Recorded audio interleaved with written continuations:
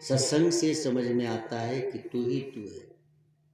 ईश्वरो सर्वभूतानां हृदय से अर्जुन तिष्ठति।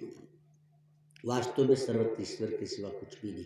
लेकिन इस ज्ञान को सुनने का अर्थ ही नहीं कि हम व्यवहार में इसको हर तरह से प्रयोग कर दें।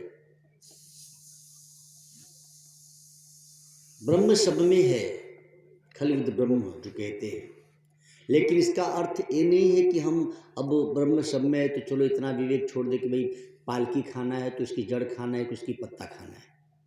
यहाँ भी विवेक होना चाहिए, है ना भाई। चलो सब में है परमात्मा, तो चौराई का क्या जड़ खाओगे, उसकी पत्ते का साग बनेगा। विवेक होना चाहिए। सर्व खल विद ब्रह्म जो वेदों में शब्द आया है।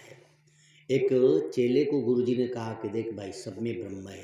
कृष्ण कहते हैं ईश्वरो सर्वभूतानां हृदय से अर्जुन तिष्ठति। तू भी ब्रह्म है, मैं भी ब्रह्म हूँ, सब ब्रह्म ही ब्रह्म है, कुछ भी बाकी है। अब चेले को हुआ पूरा ज्ञान। अब पूरा ज्ञान थोड़ी है, सुनने के बाद इसको अनुभव में लाने के लिए भी गुरु का सानिध्य चाहिए। चेले ने कहा बस गुरुजी हो गया, अब समझ गए, पूरा समझ गए, आपसे ज़्यादा समझ गए। ऐसे चेले हो गए आजकल, गुरु जी भी ज़्यादा समझदार। अभी जहाँ जाए ना बस एक ही बात कर, भाई देखो सब ब्रह्म है, तू भी ब्रह्म है, मैं भी ब्रह्म हूँ, सब ब्रह्म है। इतना ब्रह्म ब्रह्म किया कि इसका नाम ही ब्रह्मानंद जी महाराज पड़ गया हर बात पे। अरे भाई क्या बात इधर उधर की करते हो, सब ब्रह्म ही है, सब ब्रह्म है। अब इसके प्रवचन में खाली ब्रह्म की बात, सब ब्रह्म है महाराज। अब एकदम बिल्कुल सच बात है, इसमें कोई मिलावट नहीं है। लेकिन इस बात को समझने के लिए गुरु का सानिध्य होना चाहिए। सिर्फ सुन लिया और कहने लगे नहीं, अनुभव में आना चाहिए, यहाँ विवेक भी चाहिए। तो ब्रह्मानंद जी जा रहे थे कईयों के साथ, हाथी पगलाया है। वो बेचारा महावत चिल्ला रहा है, भैया भाग जाओ, हाथी मेरे बस में नहीं है, भैया भागो, रास्ता खाली कर दो। सबने कहा ब्रह्म जी, ब्रह्मानंद जी, महावत कह रहा है कि हट जाओ, रास्ता खाली कर दिया जाए, हाथी पागल हो गया है। अरे बोले इतने दिन से सत्संग सुनते हो, सब ब्रह्म है, हम भी ब्रह्म है, हाथी में भी ब्रह्म है, इसमें क्या है, सब ब्रह्म है, ब्रह्म में दृष्टि कर लो, ले सब ब्रह्म है। अंतर से वास्तव में ब्रह्म में दृष्टि हो जाए तब तो आपका असर पागल हाथी पे भी बढ़ेगा। लेकिन पूर्ण नहीं है, सिर्फ सुनकर बोल रहे हो तो काम नहीं होगा। अब सबने सब तो भागे, लेकिन ये महाराज नहीं भागे, सब में ब्रह्म है। हाथी आया, सूर्य में पकड़ा, दूर ले जाके फेंका। वो तो गलीमत है कि पैर रख के जान नहीं लिया, फेंक दिया, हाथ पांव टूटे ब्रह्मानंद जी महाराज के। गुरु जी को भी खबर हुई कि भाई चेले को तो हाथी ने पटक दिया।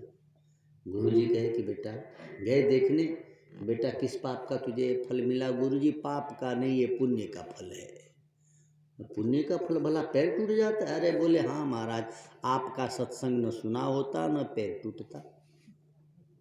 हाँ, आप ये कहते सब में ब्रह्म है, और मैंने पकड़ भी लिया था सब में ब्रह्म है। अब वो हाथी में भी ब्रह्म, आप ही बताओ गुरुजी, ब्रह्म यदि सब में है तो मुझ में भी ब्रह्म है और हाथी में भी ब्रह्म है, तो ब्रह्म ने ब्रह्म को उठा के पटक दिया।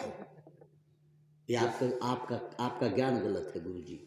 गुरुजी ने कहा बेटा मेरा ज्ञान गलत नहीं है, तेरी समझ गलत है।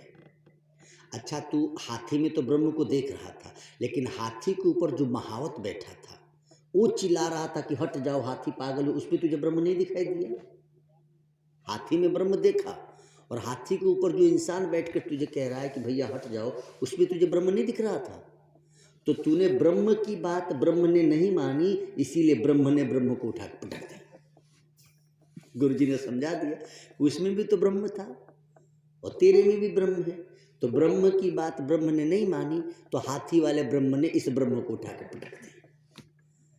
इस सुनने से नहीं होगा, इसको जीवन में लाने के लिए बहुत तपस्या, और बहुत तपस्या भी नहीं करनी, थोड़ा सा सात्विकता लाके फिर अंतः हृदय से प्रयोग करें तो लाभ हो जाता है।